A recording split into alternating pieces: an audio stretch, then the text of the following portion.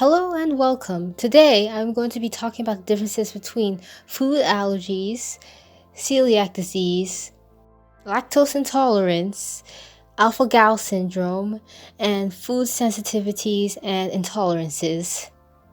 Let's begin, shall we?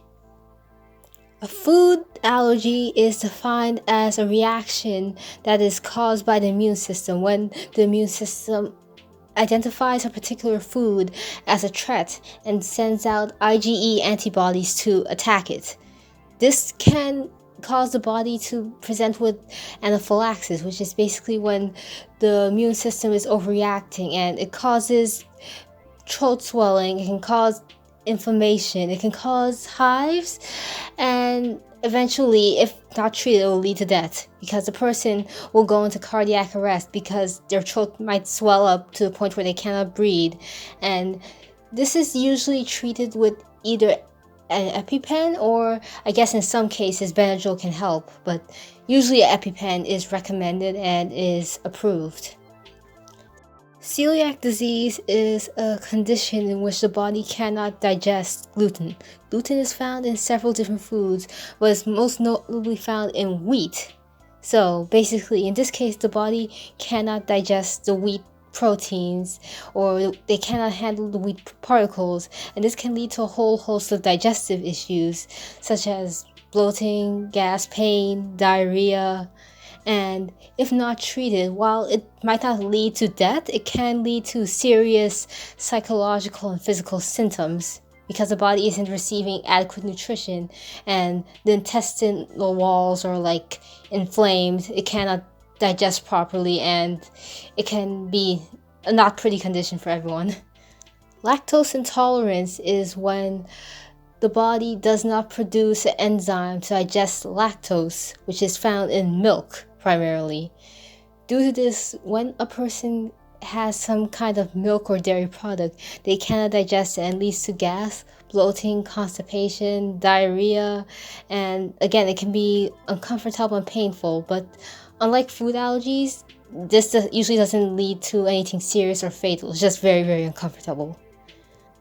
Alpha gal syndrome is a syndrome that is caused by the bite of the Lone Star tick. This basically causes something similar to an allergic reaction to meat. So people who get bitten by a tick which causes this disease will eventually have an allergic reaction to meat. It will present all the classic signs of anaphylaxis, so their throat will swell, they'll find themselves unable to breathe. It can be very serious. They may also need to go to a hospital to avoid getting to cardiac arrest and dying, and they usually have to avoid meat entirely. So in some cases, these people will change their diet, avoid any kinds of meat products, and the only cure for this is just time and waiting for the allergy to wear off, like other allergies. Now, a food intolerance, and in some cases it's called a food sensitivity, is a reaction that doesn't outright involve the immune system. So, whilst the immune system is directly involved in serious food allergies that cause anaphylaxis, in food sensitivities and food intolerances, the immune system is not involved. This means that in the case of a food sensitivity, a person may experience more subdued effects or effects that don't outright endanger their lives. So if they eat, let's say they eat something they're sensitive to, let's say they're sensitive to fructose, they may eat that and they may experience bloating, gas, discomfort in their abdomen, but they don't die from it. Or they might experience itching, they might experience slight mental issues, but they won't experience anaphylaxis. They won't need to immediately rush to a hospital. Now, this distinction matters in some cases. A person who has a food allergy is not lactose intolerant to milk. They are having an allergic reaction to milk, and if they eat milk or eat any dairy products, they will die. It's not a matter of bloating or feeling queasy. They will physically expire before your eyes. A person with celiac disease is not simply avoiding gluten because they don't want to eat it. It's because it will cause them physical discomfort, and while they might not die immediately, it will damage their intestine over time. While a person with lactose intolerance is not allergic to milk and might be able to take milk in small amounts, they cannot digest it properly, and it will bother them to drink milk that has that enzyme that they cannot digest. So if you encounter someone who may have like a lactose intolerance and like they start drinking milk just fine, and or they start drinking milk in certain instances but decide to deal with the pain, you're like, how come someone with food allergies or someone with a milk allergy can't do that? This is why. One of them leads to death, the other one is going to lead to discomfort. Additionally, these conditions can change over time, so it is very possible for someone to outgrow an allergy with time, or say if they're a child with an allergy and they outgrow it as they become an adult. It is also possible for someone to like develop an allergy as an adult, although like this tends to be slightly rarer, but it is possible and is still common. Allergies can also just pop out of nowhere, so you can wake up one day and go to eat your favorite peanut butter spread and you can't eat anymore. You have an allergic reaction, you have to be rushed to the hospital. Now, the only cure for allergies, like the only surefire cure at this time, like at the time of me posting this video, is to simply avoid the foods and to avoid, I guess, triggering the immune system into reacting to that food. So if you have a peanut butter allergy, it's generally not a good idea to try and like trigger it or try to push the allergy into like presenting itself, because you will only make things worse, and then you will only cause the immune system to like stress itself out more and more. You don't want to exhaust your immune system, and you don't want to put your life at risk trying to trigger an allergy over and over again. Like, once you know you're allergic to that food, it's okay. You don't have to try and force it out again. You don't have to prove it. This still holds true even if you have, like, say, a sensitivity or lactose intolerance. Like, usually the best course of action is to just avoid those foods entirely if you can help it, because like you usually tend to feel a lot better when you do that, and it also tends to be a lot healthier for you as well. And while it is uncommon, it's possible to be like allergic to almost anything. Like, you can develop an allergy to meat, for example, without getting bitten by a tick. Like, some people are just very unlucky and they happen to develop weird allergies. You can also develop an allergy or a sensitivity to things that aren't food. So, for example, you can develop an allergy to pets. You can develop an allergy to other animals.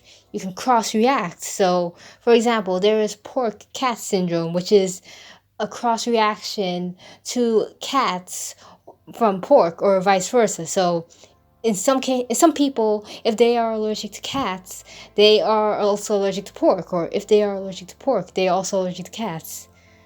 Similarly, some people might cross-react with like even rarer animals or rarer allergens. Like, for example, some people might eat chicken and not have a good reaction to it, and then they might eat something like, say, crocodile or alligator and then also react to that. It's possible. Some people have oral allergy syndrome, which is where if they eat any fruit that is raw, due to the pollens on it, they will react like if it was any other allergy. And if they cook it, it's fine. If they don't, then it's not fine and they'll have a reaction. So it all depends on what you react to and what the body is picking up on. If it picks up on even the most minuscule object, it will react and you can be in trouble. The best thing to do if you have a food allergy is to avoid eating unfamiliar foods. Have an EpiPen or some kind of medication that can help you immediately if possible. Have a backup plan in case anything goes wrong. Like, for example, if say your EpiPen for some reason doesn't work, or let's say you lose it, make sure you know how to call 911 or how to get help from other people. Or if push comes to shove and you're not sure about your surroundings or like where you are, just don't eat the food. Avoid risking your life. Try and find safer alternatives, which can be hard, but it is possible. Learning to cook can be very helpful if you are a person who misses all their favorite foods and wants to recreate that. There are always alternatives, and there are always alternative meals you can have. Even if it takes a little bit of work, you can still kind of live your life around allergies. And sometimes things work out, and sometimes you end up growing out that allergy with all your hard work and all your avoidance of that food. So, yeah. Hopefully this informed you on the differences between food allergies, lactose intolerance, celiac disease, alpha-gal syndrome, food intolerances and sensitivities, and hopefully you know a little bit more about them.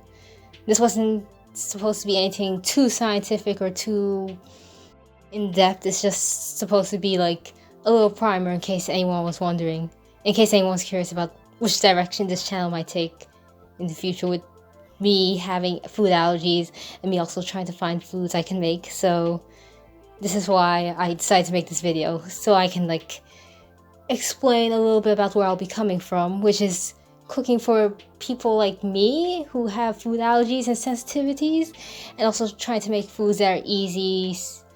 In my case, they're going to be a little bit lazy, but they'll be easier to make than other foods, and they'll be like foods you could probably eat or like find substitutes for.